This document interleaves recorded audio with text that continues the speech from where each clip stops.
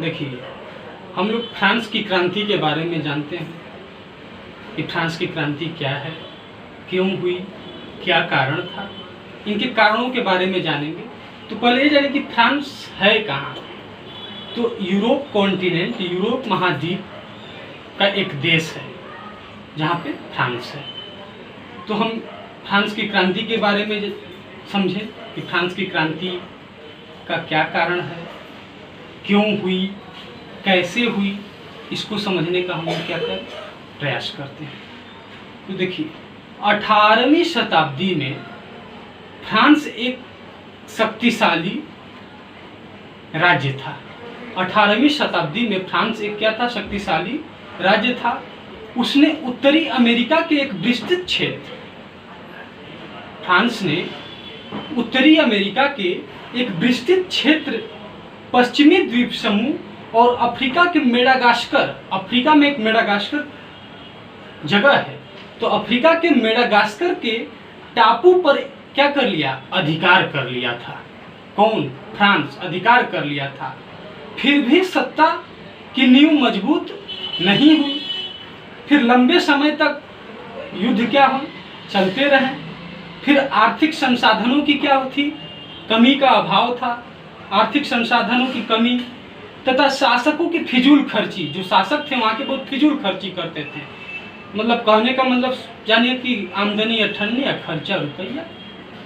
मतलब इनकम का सोर्स था ही, लेकिन फिजूल खर्ची ज़्यादा था उनके साथ, वहाँ के शासकों की, तो फिजूल खर्च। फिर जनता पर अत्यधिक करों का दबाव, अत्यधिक करों का बोझ डाल दिया गया था। फिर सामाजिक विषमताओं के उत्पीड़न ने उन्हें क्रांति के कगार पर ला दिया, क्रांति के कगार पर ला दिया। फिर हम उसके फ्रांस की क्रांति के कारण के बारे में चर्चा करते हैं, और कारण के बाद फिर उनके देखते हैं कि कारण क्या क्या हैं, जैसे सामाजिक कारण, आर्थिक कारण, राजनीतिक कारण। इनके बारे में हम लोग क्या करते हैं, फ्रांस की क्रांति के बारे में चर्चा करते हैं। तो देखिए, फ्रांस की क्रांति के पहले राजनीतिक कारण जानिए कि राजनीतिक कारण क्या है। तो राजनीतिक कारण है कि शासकों की तानाशाही, वहाँ की शासन व्यवस्था में शासकों की जो थी तानाशाही थी। जैसे हम लोग के यहाँ लोकतांत्रिक व्यवस्था है, और वहाँ पे फ्रांस में क्या था, तानाशाही व्यवस्था थी। तो जो शासक कहें वही क्या है, हम लोग के यहाँ क्या है, लोकतंत्र है, जनता जो कहेगी वही ठीक है। लेकिन वहाँ पे जो शासक कह दिए कि इनको सजा होनी है तो सजा होनी ही है, तो वहाँ पे तानाशाही व्यवस्था थी।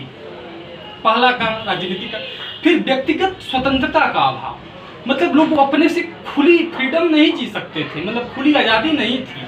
मतलब उनके ऊपर एक प्रेशर था, दबाव था राजा का, शासक का। लेकिन हम लोग क्या लोकतांत्रिक व्यवस्था में आप देखते हैं मौलिक अधिकार, मौलिक अधिकार जिसमें स्वतंत्रता का अधिकार का बात करता है।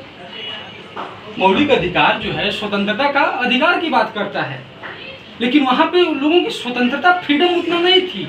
वहाँ पे व्यक्तिगत स्वतंत्रता का अभाव था।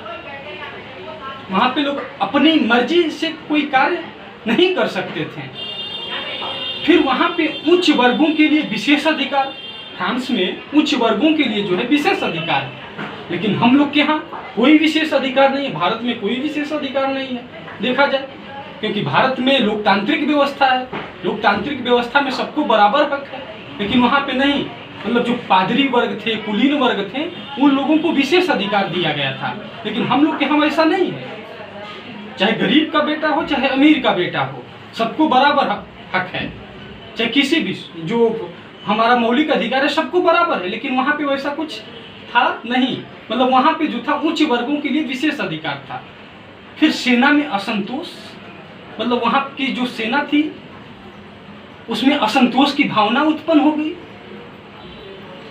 फिर उसके सामाजिक कारण के बारे में बात करते हैं कि सामाजिक कारण क्या है फ्रांस की क्रांति में। सामाजिक कारण का क्या था, तो सामाजिक कारण में देखिए कि वहाँ पे पादरी वर्ग, कुलीन वर्ग, पादरी वर्ग था और कुलीन वर्ग।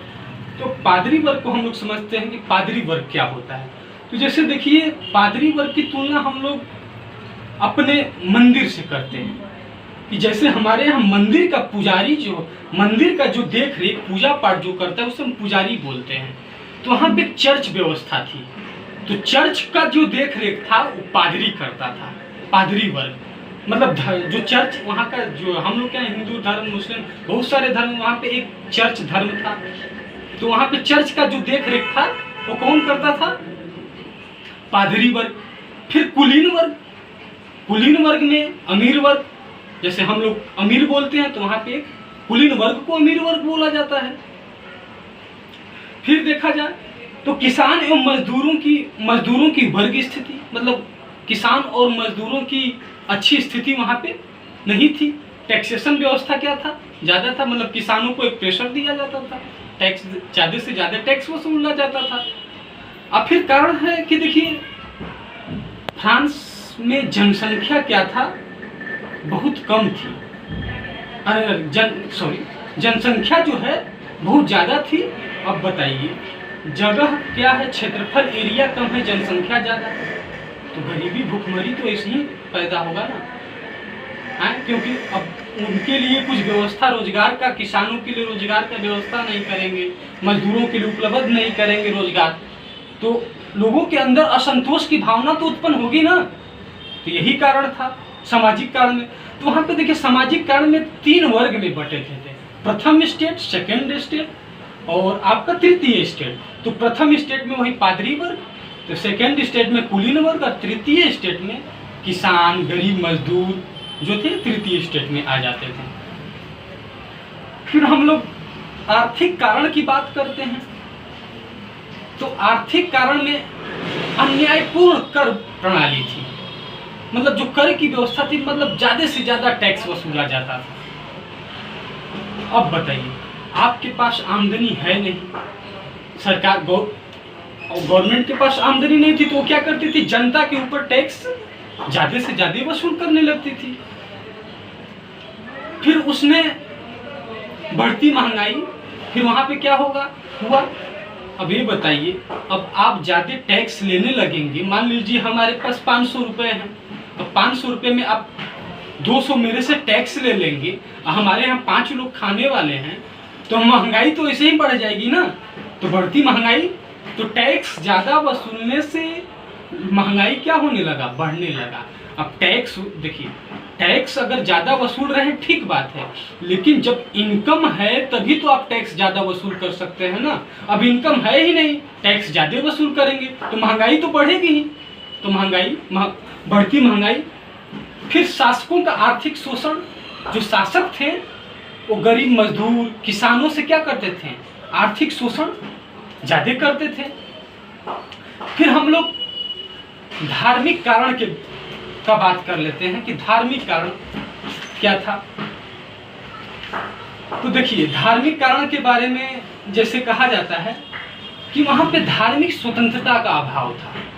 जैसे हम लोग क्या धार्मिक स्वतंत्रता दिया जाता है कि आपको हर धर्म को अलग अलग स्वतंत्रता दिया गया है कि भाई आप हिंदू हैं तो आपकी स्वतंत्रता, मुस्लिम है तो वो अपना धर्म माने, जो है मतलब सबको अपनी अपनी धर्म की क्या है? स्वतंत्रता है। लेकिन वहाँ पे धार्मिक स्वतंत्रता का क्या था? अभाव था। वहाँ पे लोग अपने मन से कुछ नहीं कर सकते थे। जो शासक, जो पादरी वर्ग था, जो वो कहेगा वही आपको क्या करना होगा। ये आपका हो गया धार्मिक कारण। फिर आइए कुछ बेसिक समझ लेते हैं। जैसे कुछ लिब्रे के बारे में जानते हैं, कुछ छोटे छोटे कंसेप्ट हैं उनके बारे में जानते हैं। जैसे देखिए भारत की मुद्रा जो है रुपया कहा जाता था, तो इसे फ्रांस की मुद्रा जो है उसको भी हम फ्रांस की मुद्रा को लिब्रे कहते थे। फिर पादरी वर्ग जानी गए। फिर देखिए एक टाइद होता था, एक टाइद और एक टाइल, एक टाइद और एक टाइल। तो टाइद क्या होता था? टाइद जो है वो चर्च द्वारा वसूल किए जाने वाला कर, मतलब टाइद जो है चर्च के द्वारा जो वसूल किया जाता था कर, उसे टाइद कहते थे। अब टाइल क्या होता है? एक टाइद है, एक टाइल है। तो टाइल जो है सीधे राज्यों को अदा किया जाता था कर, मतलब सीधे राज्यों को कर दिया जाता था। जैसे नमक कर पे लगाते थे लोग, तंबाकू पे इनडायरेक्ट टैक्स, अप्रत्यक्ष कर। तो यही है फ्रांस की क्रांति के बारे में। लुई 16वां शासक था। ठीक है, थैंक यू।